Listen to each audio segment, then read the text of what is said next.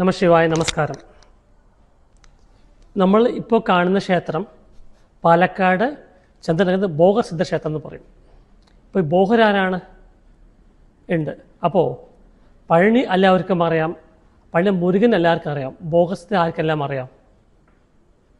മനുഷ്യ നന്മയ്ക്ക് വേണ്ടി 5000 വർഷം മുമ്പിൽ കലിയുഗം തുടങ്ങും മുമ്പ് തന്നെ പഴനി മുരുകൻ നവപാഷണം ഉണ്ടാക്കിയ ആളാണ് ഭോഗസിദ്ധൻ. 5000 വർഷം കലിയുഗം തുടങ്ങും മുമ്പിലെ മനുഷ്യ നന്മയ്ക്ക് വേണ്ടി ഉണ്ടാക്കിയ മഹാസിദ്ധനാണ് ഭോഗസിദ്ധൻ. അപ്പോൾ സിദ്ധന്മാർ ആരാണ്? ദൈവങ്ങൾ ആരാണ്?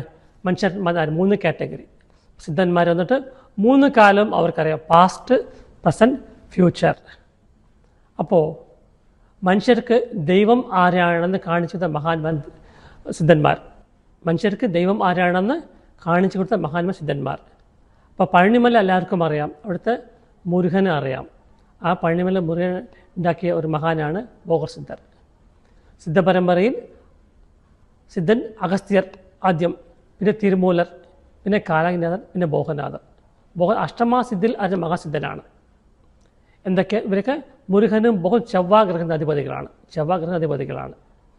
ഇവിടെ ഇത് ശാപമുക്തി സ്ഥലമായിട്ട് പറയാൻ കാരണം നമ്മൾ നേരത്തെ പറഞ്ഞ പോലെ ഭഗവാൻ കൊടുക്കുന്ന മനുഷ്യൻ തടുക്കാൻ പറ്റില്ല. നമുക്ക് എല്ലാം ഭഗവാൻ കൊടുത്തിട്ടുണ്ട്.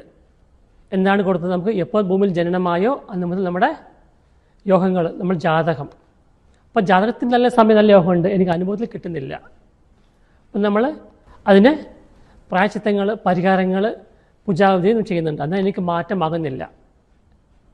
അപ്പോൾ എല്ലാം ദോഷപരിഹാരം ഉണ്ടായി, എല്ലാ ക്ഷേത്രം ദർശനം നടത്തി, എനിക്ക് എന്നാലും മാറ്റം ആകുന്നില്ല. അപ്പോൾ ഏതാണ് വലുത്? നമ്മൾ വലുതാണോ? നമ്മുടെ ശക്തി ബുദ്ധി വലുതാണോ? നമ്മുടെ ജാതകം വലുതാണോ? ജാതകം നോക്കുന്ന ജ്യോത്സ്യൻ വലുതാണോ? ഇതിനപ്പാൽ ദൈവം വലുത്. ദൈവത്തിനപ്പാൽ ഈ കർമ്മ വലുതാണ്. ഈ കർമ്മ എന്താ? ഇങ്ങനെ പറയാം, കർമ്മ എന്താണ്? നമ്മൾ മരിക്കുവാണെങ്കിൽ നമ്മുടെ ദേഹം മാത്രം ഈ മണ്ണിലേക്ക് പോകും, ആത്മാവ് നശിക്കുന്നില്ല. നമ്മൾ ചെയ്ത പൂർവജന്മ ശാപദോഷം. അപ്പോൾ ശാപങ്ങൾ പലതുണ്ടെങ്കിലും പ്രധാന ഒരു 4 ശാപങ്ങൾ ഇന്ന് ഞാൻ പ്രത്യേകിച്ച് പറയാം.